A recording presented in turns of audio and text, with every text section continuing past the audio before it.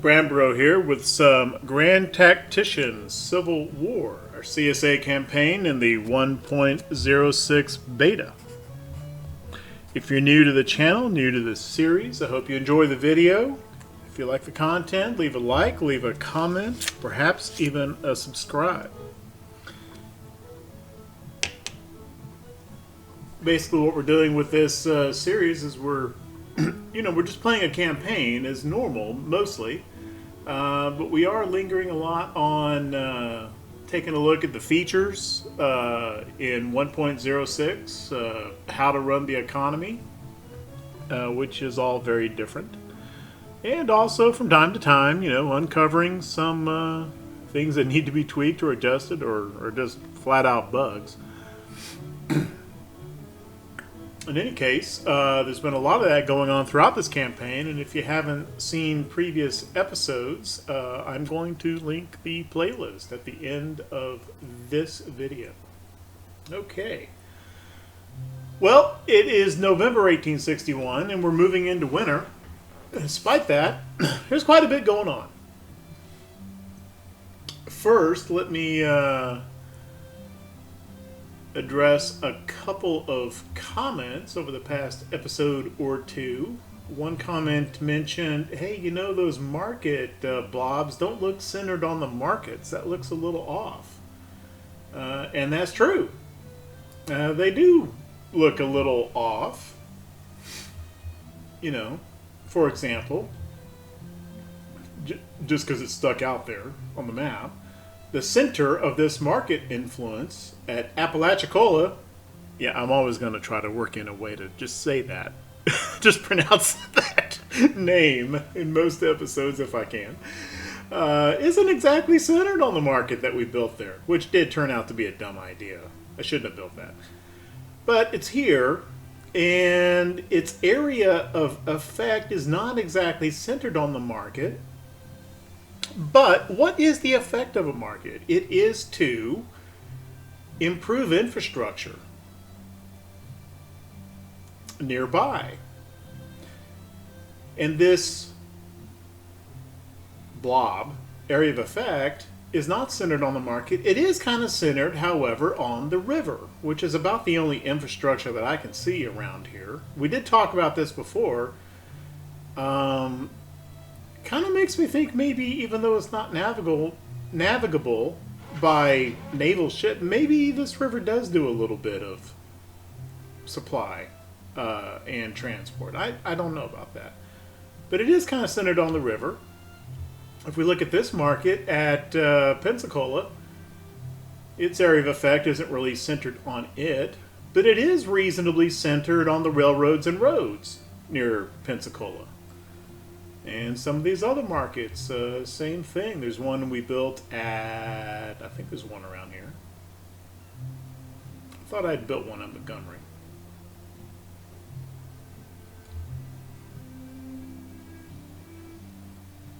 Because we're still in the beta, I could have sworn I built, there's even a blob. There's one here somewhere.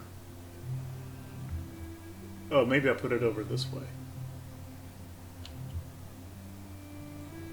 But in the beta, they've said, hey, one of the things we haven't really finished with this update before it goes live is we're still missing some assets. And I think that probably includes the actual buildings they're still working on. They're extremely small. There it is. Yeah, so built this market here near Montgomery, and this area is not centered on it, but it's pretty reasonably centered on the infrastructure in the area. Got a railroad through here, roads coming from 3 directions, and the blob is pretty well centered on it. So I'm kind of interpreting that that's what these market areas of effect show. That it's going to be showing on the infrastructure that it is boosting. I guess. Anyway, I guess that's about all I have to say about that. I just thought that was interesting. Okay. I had mentioned in a previous episode that I'm not able to recruit an army in Kentucky despite it being a Confederate state, having seceded and joined the Union. But I could build one in Missouri, which is actually still a Union state, which I thought was a little weird. And someone mentioned, well, I think he or she, I think they said that they had run into something like that before, and it just turned out to be a filter thing in the Army page. So, yeah, that is the problem. Wrong tab. That is the problem. I've got them all selected, but actually in the filters, Kentucky doesn't appear.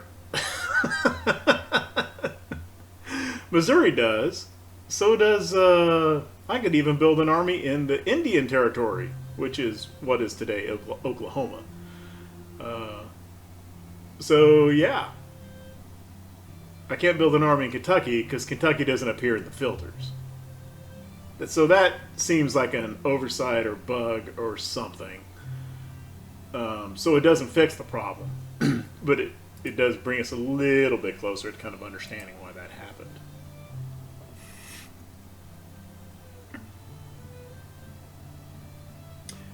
I've been talking for a few episodes about the fact that we've taken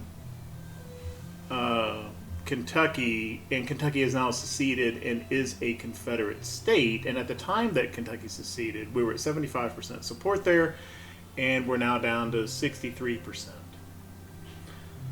Initially, that made sense because much of Kentucky stayed under Union control because of Evansville and Cairo and Covington and Cincinnati.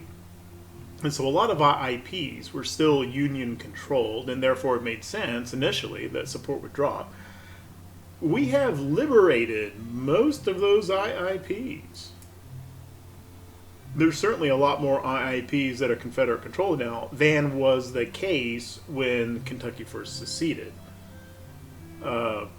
They did recapture Evansville, and we are now recapturing it back. So, even so. But it wasn't particularly clear why support kept dropping to me. Maybe it's just a lag effect, and maybe it's stabilizing. But, we haven't recruited... I have recruited some Kentucky troops, but they're volunteers. There's no conscription. There's no bounties. So that shouldn't have explained it. And none of those Kentucky units have experienced combat yet, meaning they haven't taken any casualties. So that, now maybe at some point soon, that may start to become a factor in Kentucky state support, but it shouldn't have been a factor yet. And someone mentioned, well, could it be because of lack of supply, transport bottlenecks, that sort of thing?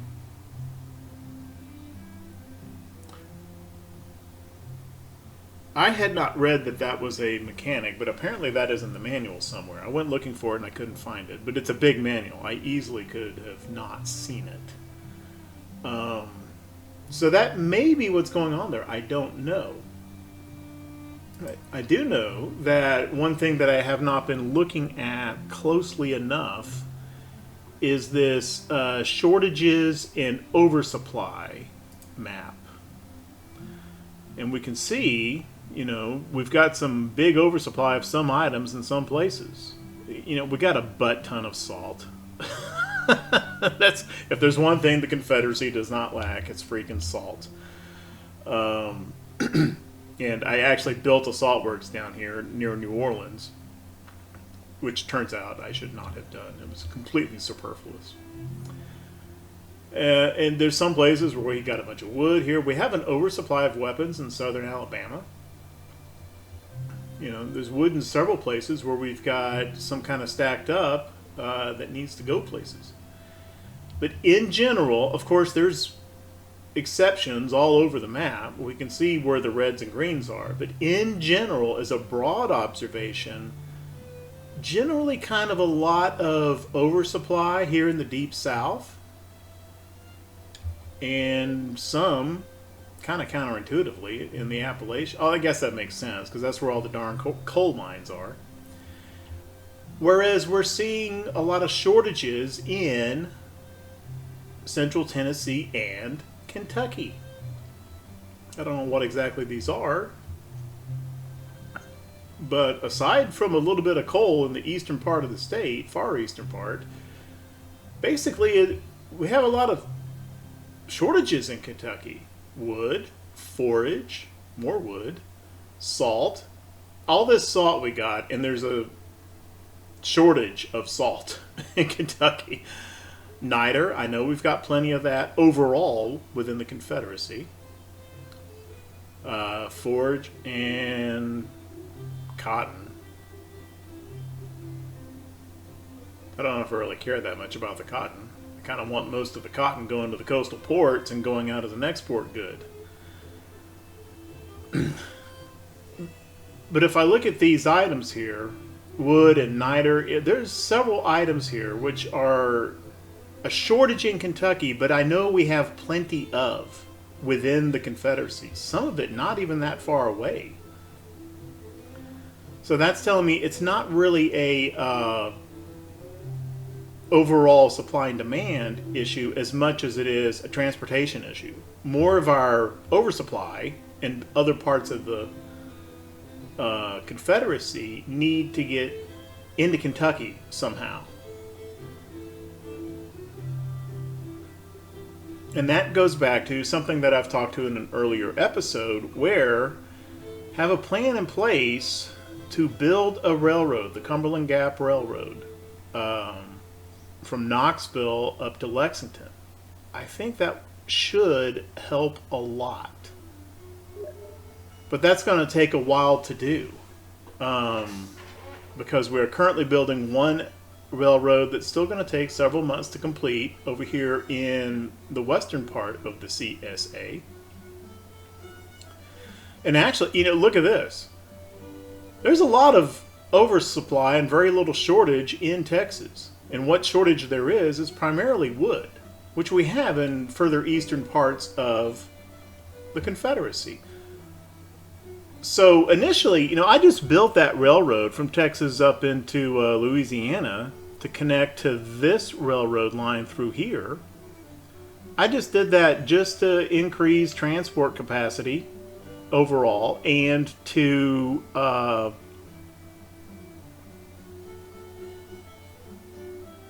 and because there was only two railroads to build, they were both in Texas. I just picked one of them.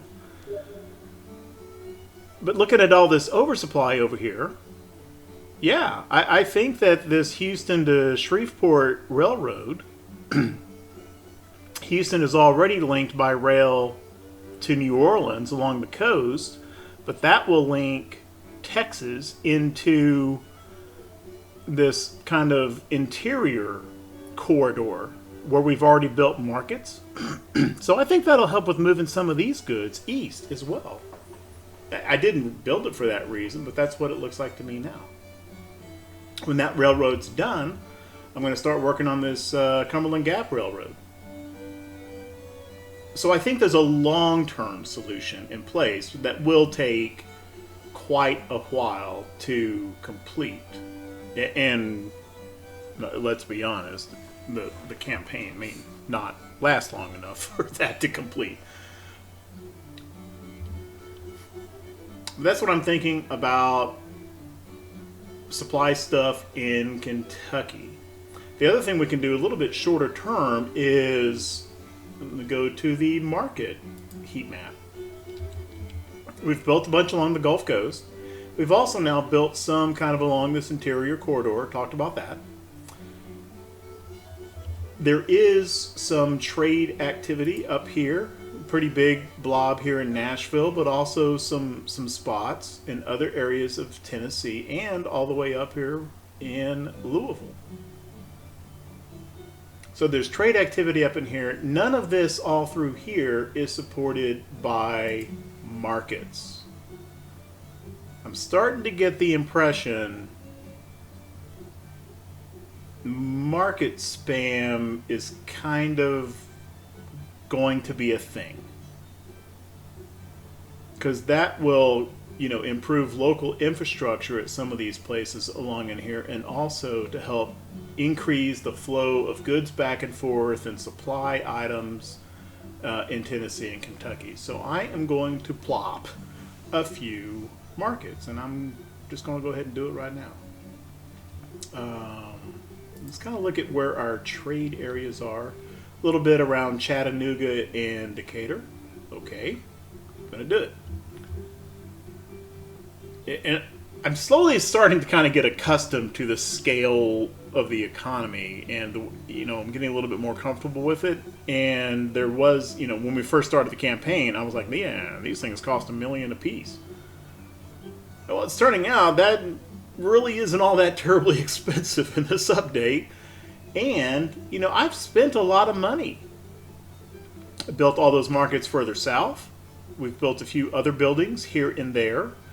A few supply depots, not as many as I probably would have before this update, but we've recruited a lot of men. We've bought a heck of a lot of rifles, which have yet to arrive. Have bought some artillery. And we've increased our we've more than doubled the size of the army, and just recruiting the troops, let alone their weapons, that cost a buttload too. And we're still at A credit rating. Okay? In prior versions of the game, we would not still be at A credit rating. So as time has gone on, my impression has grown that this credit rating doesn't necessarily drop as fast as it used to. So given that, yeah, I'm going to plop some markets, and I may do some mine upgrading and all that sort of thing. Markets. And yeah, the economy is saying, yeah, we need some markets. It's also saying we need some hospitals. I think that I'm not going to worry about that for the moment. So let's get one here at, well, if it lets me. There we go. Let's get one up here at Chattanooga. Let's put one kind of in...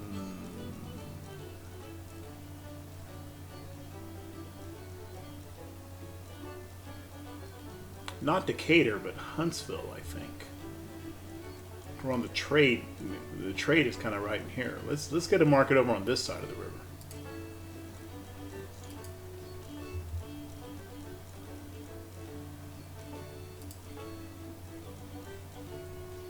I think one at Nashville seems more or less a no-brainer, given the strategy that we're embarking on. Wait a minute. Let me make sure I haven't actually... I didn't put one here, did I? No, I did not.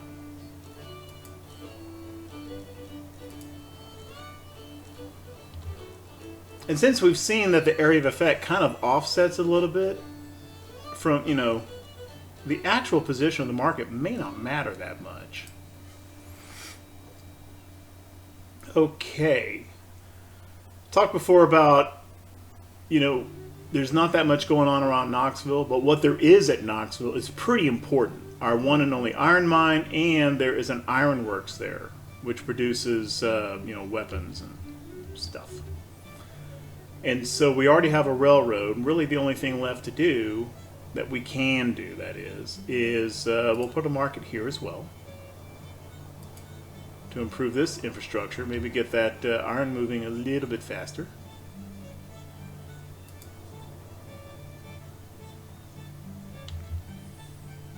And yeah, I'm going to go ahead, I'm going to put, I'll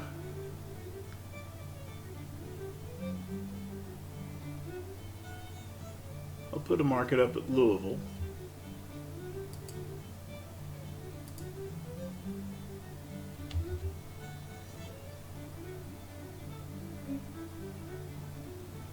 Seems fine. And I kind of feel like I need one somewhere between Louisville and Nashville, Knoxville. For now, there is a railroad running up through here. So I think for now, maybe somewhere here between Munfordville and Bowling Green. And then maybe later, as we get closer to completing the Cumberland Gap Railroad, maybe something around in this London area. So I'm going to do a market at Munfordville. Now, are these markets going to actually pay for themselves? And some of these places I don't know. Profitability on these markets isn't quite what I'm going for here. I'm thinking more about just improving the infrastructure for supply up in northern Kentucky to support Johnston's army. More on that later. And also maybe to try to clear some of these shortages in Kentucky, which may then get state support creeping back up a little bit over the long term. I don't think this is going to happen over the next couple of weeks in game time. So those are the reasons I'm doing it. Not so much, to make money and clear their 971K build cost. Okay, I think I've spent enough breath about that.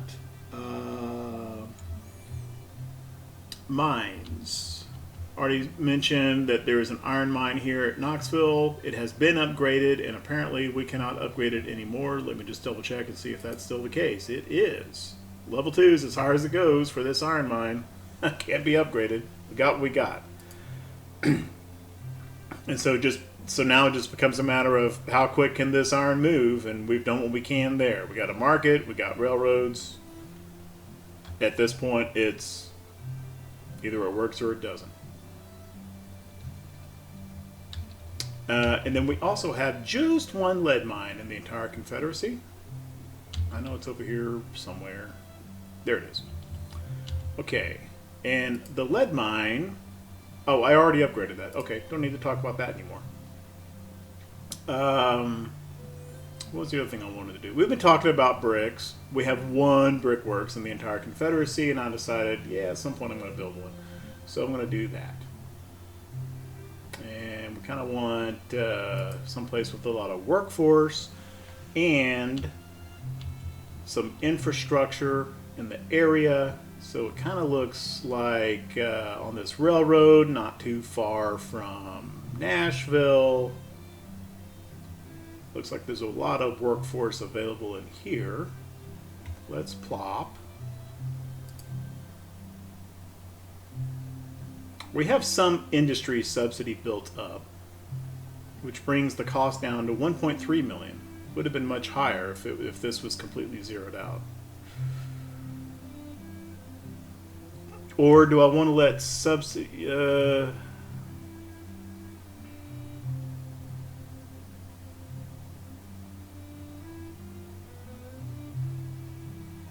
Okay. I think lumber factories and lumber mills are more important. However, I'm going to do brickworks just to get it out of the way. The one brickwork we have is not all that terribly far from completely satisfying our brick demand. One more ought to do it. And so I do one, and I shouldn't have to fiddle with bricks again. So I'm going to go ahead and build this thing now at the spot that I talked about. Infrastructure, workforce, some subsidies. Fine. There you go.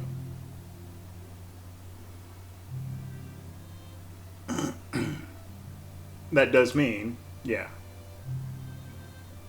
the subsidy, the industry subsidy at least, is zeroed out again. Which is one reason why we are working on industrialization too. Right, what else is there?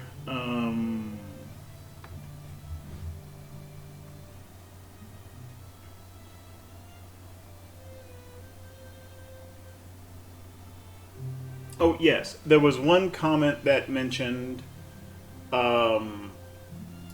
specifically it was about Apalachicola. There we go, I got to say it again. And we'd been talking about, there's no infrastructure here, therefore it was dumb to build a market. And someone mentioned, well, why don't you just like build a railroad down there? I would love to. I would even love to build a road for that matter. You know, I would build a railroad here. There's all kinds of places I would build a railroad. I would link up, you know, up here. I would link up Winchester. If you look, Winchester's part of this rail network, but there's a gap here. It's not actually connected to the Virginia rail network.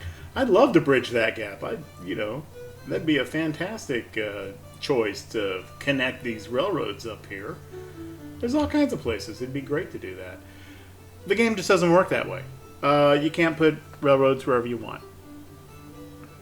I think many viewers are probably well aware of that. It's just, maybe some people aren't. Here in this railroad tab, there are existing railroads. And these are private companies, right? These aren't government railroads. And it's just a choice of whether or not you want to throw government money to subsidize a private railroad. So these are the existing railroads and railroad projects in the United States and the CSA at the time of the war. Okay, and many of them are completed, many of them are not. And so basically, you're throwing government money at an existing railroad. You can't go build railroads wherever you want. And at the start of the campaign, like I mentioned, we had 2 railroads available. I am building one of them. That is this Texas Houston and Shreveport railroad here. We've talked about that a number of times. The other one was this. It says Arkansas, but it bridges between Arkansas and Texas, the Little Rock and Dallas. And because as I mentioned before, because we had captured all of the IIPs here, we now have eligible this Kentucky Cumberland Gap Railroad, which is the one that I intend to build next when the Houston Shreveport is completed. So that's the way railroads work. You can only build the existing ones, kind of preset. Can't build them wherever you want. We are into November, which means that we have had a recent economy and intel report. And in the economy, credit rating A, yeah. Our debt has not increased for a couple of months, which goes back to what I was talking to about the credit rating. We've been doing a lot of spending, but we have not issued a lot of bonds. I think there may have only been 1 or at most 2 bond issues in the course of this campaign so far. And if we look at the finances, just kind of move this, no. If we look at the finances, the expenses are way, way, way higher than revenues. So it's not like, this kind of disparity, 57 million revenue versus 445 million expenses, resulting in almost 400 million deficit. Yeah, that's not too far from what we saw prior to 1.06, but for whatever reason, this isn't resulting in us issuing a lot of debt, and therefore is not resulting in our credit rating dropping. Now, is that just the way 1.06 works? It is intended that way? Or is something off? Is something bugged in that? I don't know. But it's the way it is for now. Okay. We were looking at the econ report. Economic cycle is recovery. Population wealth is mediocre and increasing. That's cool. That'll make them happy. Increase some trade flow, probably, I would think. Tax revenues increased by 58 million. Wait a minute.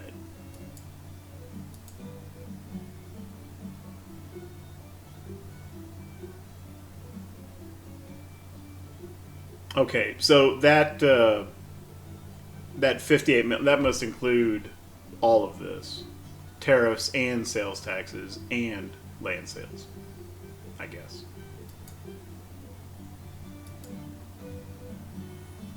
Last month, 0 buildings constructed. That's probably true. I probably didn't build anything in October. Exports are very slowly increasing. We still have an enormous trade imbalance.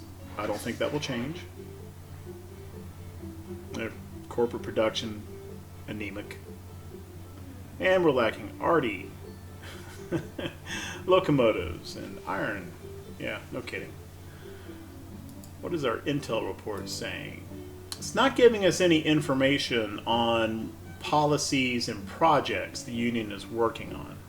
And I don't know if that's just because sometimes you just don't know and it's supposed to be that way and it won't always appear, or was there some kind of bug and it just didn't populate the report properly? Who knows?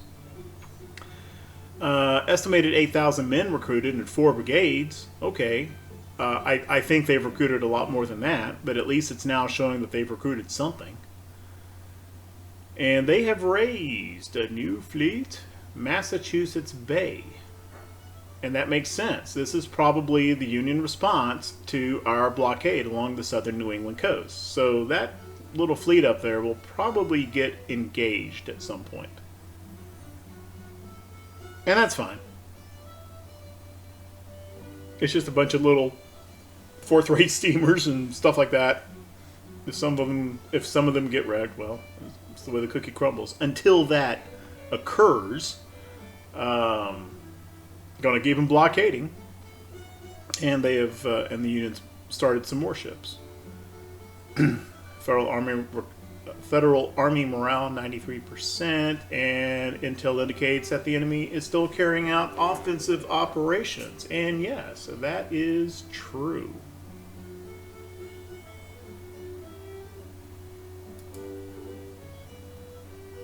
Because it turns out we got a little bit of a problem going on in northern Virginia, which includes this part, right?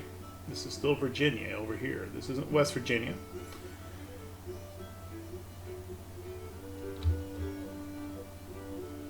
So earlier we had brought Garnett's Corps, Beauregard's army, over here thinking we'd go after Cumberland. Turned out there's quite a bit of force there, and they turned around and went back over here and they have now captured Marietta. I don't think I mentioned that earlier. So Marietta is now Confederate. However, those forces have come down a little bit south of Cumberland. This is the last known position, which is a couple days old. I think they're over here now because they are capturing Grafton. And the intel and assessment estimate on their strength combined is almost 30,000 men.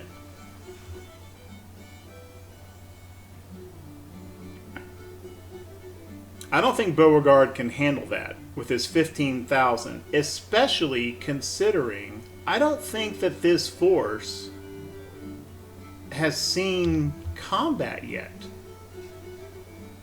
Whereas McClellan's Army of Occupation has. They fought a battle over here around Winchester right at the start of the campaign. So we would have our first combat morale debuff, whereas most of the federal troops, most of those units probably would not. There may be some newly recruited units in there, but there may not be. The Army of the Potomac, yeah, those should be new troops. Either way, a 2-to-1 situation, I don't know about that. On the other hand, I don't want to just let them have Grafton either. Or just say, well, screw it, and we'll just deal with it after winter. Even if I didn't want to do that, I mean, Garnett would have to fall back to Charleston, I guess, bring him down the river to Point Pleasant, and bring him. But that's not what I want to do. I don't want to cede Grafton. Now they may. I think they're probably going to capture it in the short term. But I need to get some more forces over here to deal with this.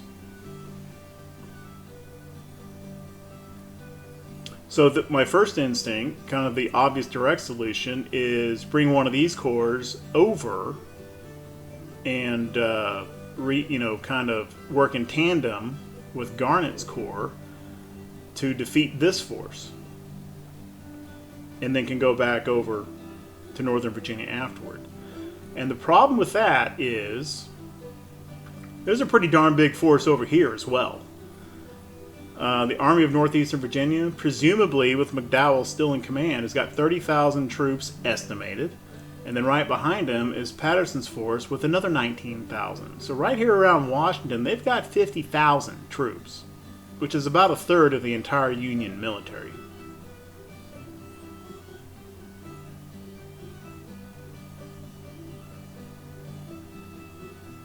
Now, so far, they have not been active with those guys. They've just been sitting there, just like we've been sitting here, watching them.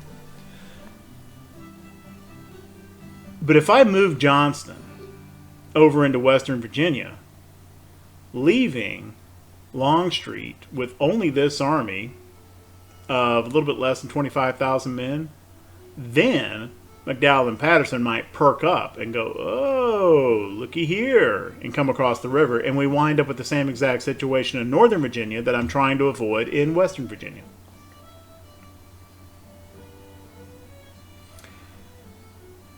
And then there's also the problem of how exactly do I get Johnston over to this area? If I take him over the direct route through Winchester, then he's completely on the other side.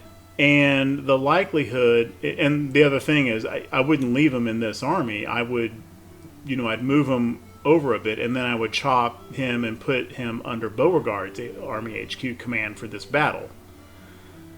If I move him this way, which has the advantage of having some rail involved, I don't have much guarantee that I'm going to get him within Beauregard's command radius to actually act with Garnett's corps, and I think there's just too much risk of getting one or the other corps stuck in that 2-on-1 battle that I'm trying to avoid.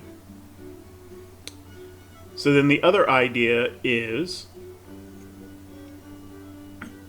move Johnson's corps down here to maybe about Stanton under Lee's command to get him down here at the end of the rail line. Then chop him to Beauregard. And meanwhile, move Beauregard and Garnett's corps down to somewhere around this area. And then both corps move up together, coordinated, to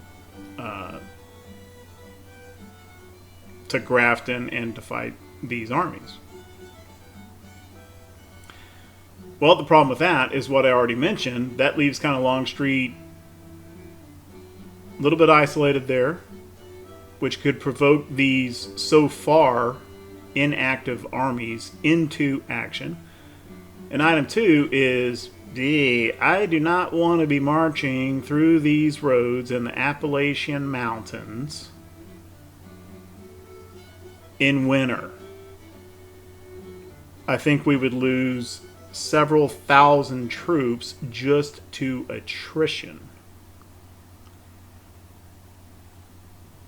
Okay, so what does that leave then? Well, we've talked about it before. We got us a nice highway all the way through here. We got the Ohio River. Now, some of that on the front line, okay, so some of this may be considered Union controlled to some extent.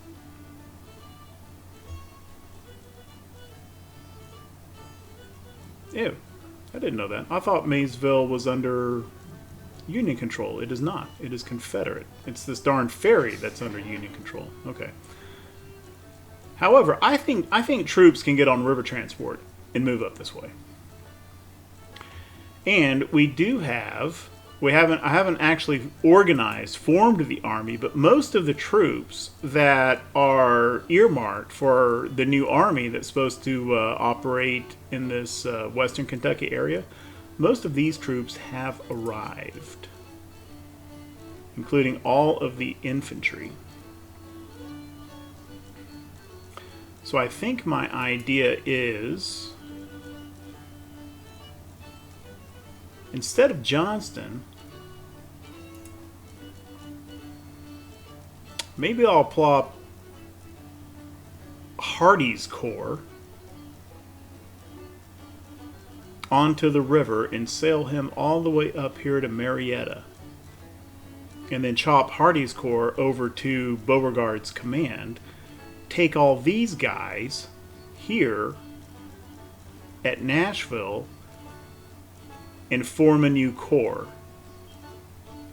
And put that under Sidney Johnson's command for this area of Kentucky through the winter. I think that's what I'm going to do.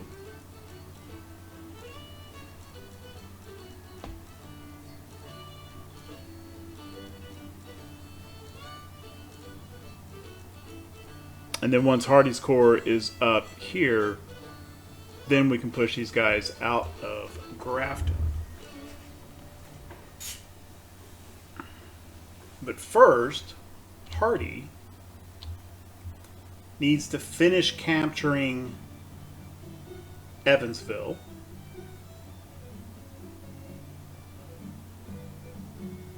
Then he needs to quickly run up the river just to Louisville and kind of get out of this high attrition phase. He's low on supply after the battle here near Evansville. So I'm going to move Hardy here, get him to reconstitute first, get an army organized, or a corps rather, organized at Tennessee, and then I'll make that swap, and then I'll move Hardy up the river. In the meantime, I'm pretty sure that these forces are going to capture Grafton. And that's just going to have to, that's just the way it's going to have to be for the short term.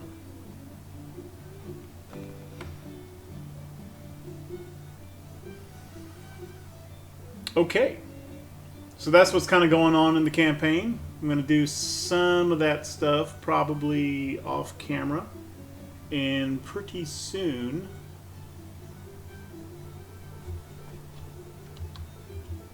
well, let's just let time run a little bit. Let's get Evansville captured here. No, I don't think I need that.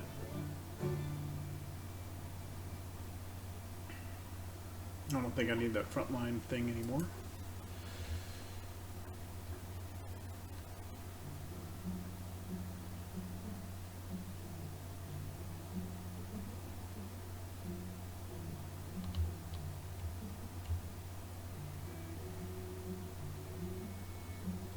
Do need to recruit some more troops, I think. What is our situation there? We've got about 120,000-ish troops. Overall, the Union has a little bit more than 150,000, so they're 30,000 ahead of us. That seems pretty reasonable for Union versus Confederacy.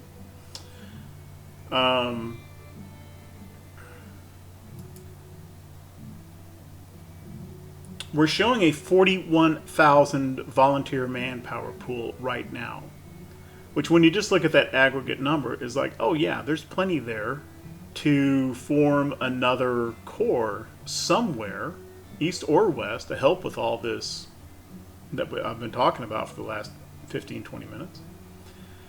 Not really, because this does not show the state-by-state breakdown. If we look at that, just click on this guy.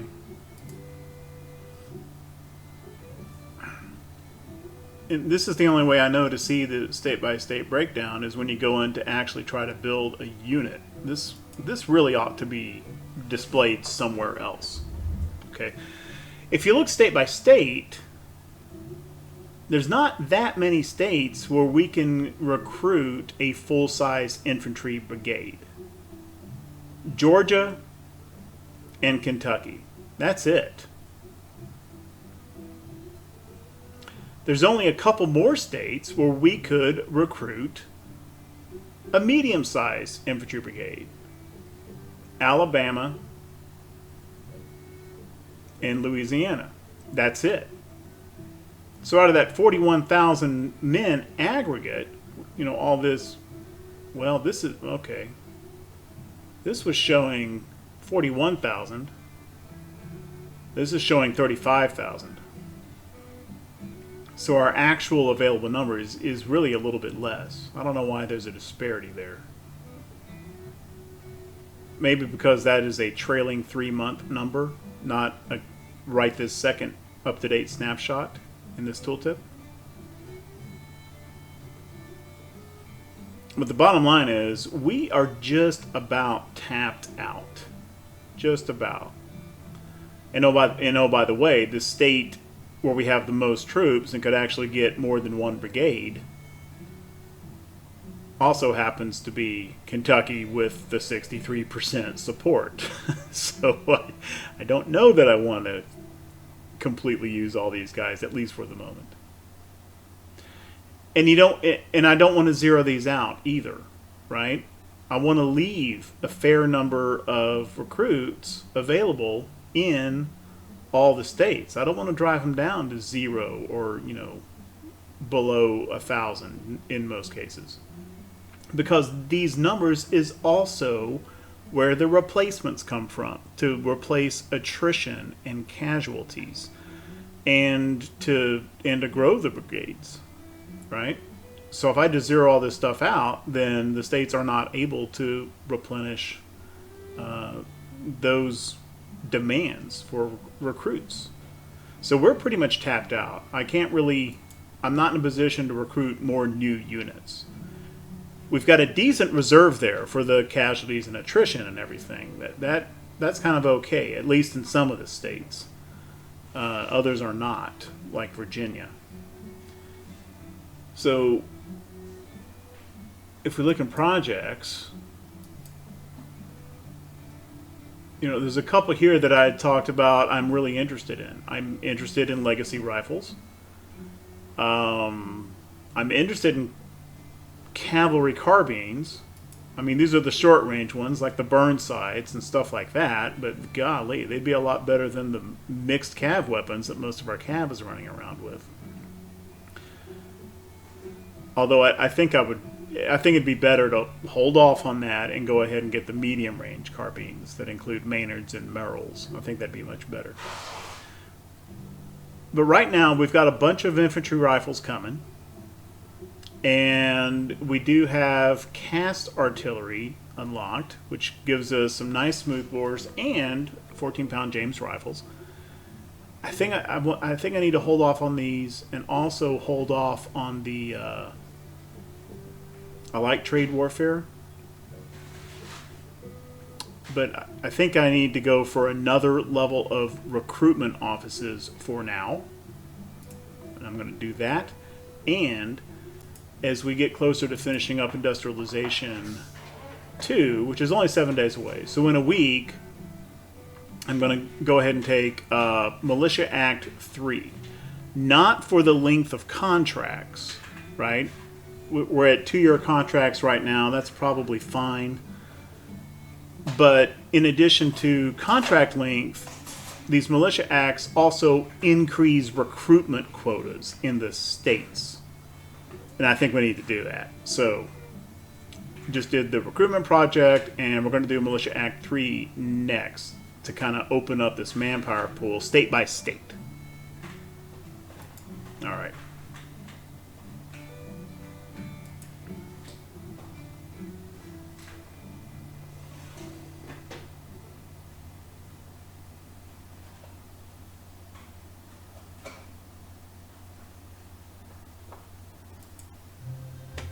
Actually, I don't see any reason not to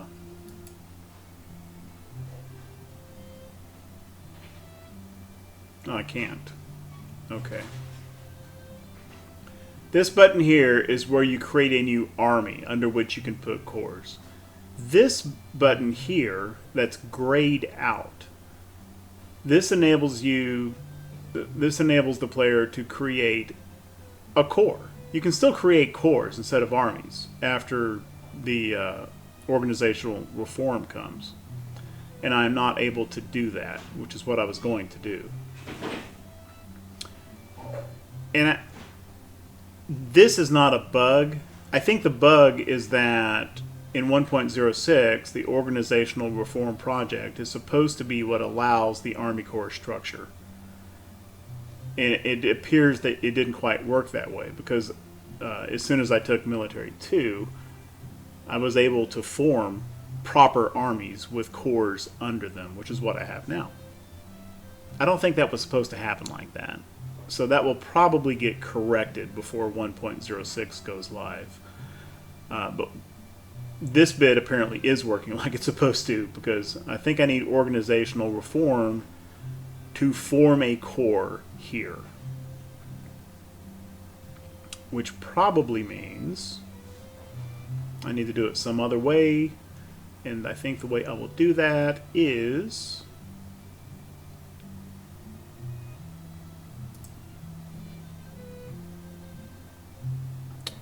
we're in Tennessee. I'm forming a proper army under Samuel Cooper.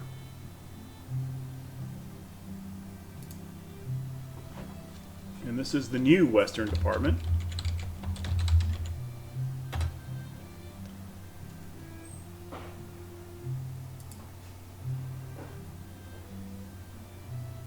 And the old Western Department under Bragg,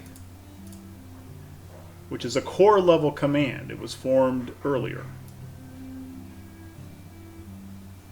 So he's now under Cooper. They have the same name.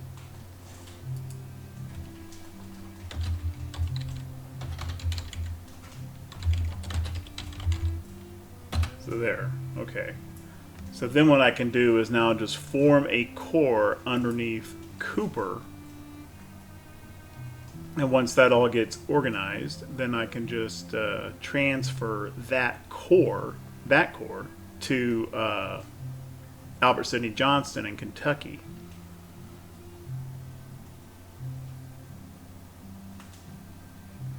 That'll work. And the other way I could have done it was simply formed a new corps under Johnston in Kentucky and then just simply transferred all these brigades up to him. That would have been the other way to skin that cat.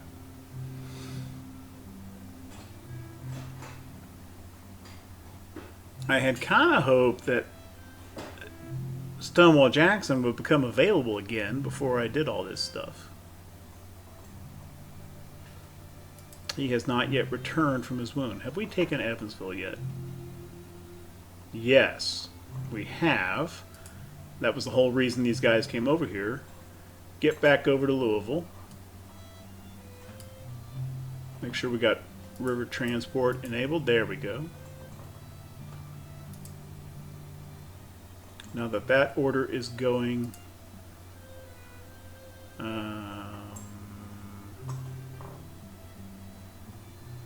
Johnson doesn't have to be super close to Hardy. You just put him there.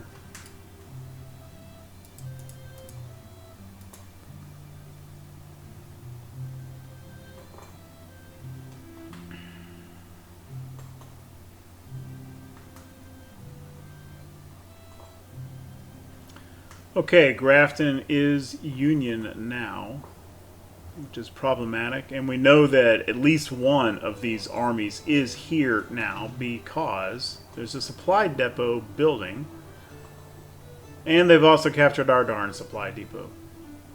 This isn't actually terrible. This was an awkward... I wonder if I can... No.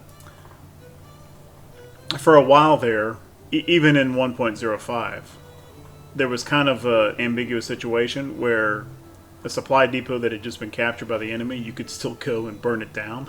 And the AI would do that to the player a lot. That was fixed. And it was fixed in 1.05, I think. I don't think that's a 1.06 bug fix. Well, that's not actually terrible, though, because when we get everything sorted back over here again, having a supply depot here would be better than having this supply depot that I built down here. So we'll actually have two up here to support our army once these guys are chased off. Which may take a little while. I got to get a corps organized. I got to get Hardy's supply fixed up. I got to get them up the river. And I believe that our little mini campaign in the middle of the winter in the Grafton area will have to wait for the next episode. So if you like what we're doing with the channel, if you like the content, leave a like, leave a comment, maybe even a subscribe if you want to catch up on the playlist or this series. I'm posting the playlist here in the end screen. But at any rate, thank you very, very much for watching. I really do appreciate it.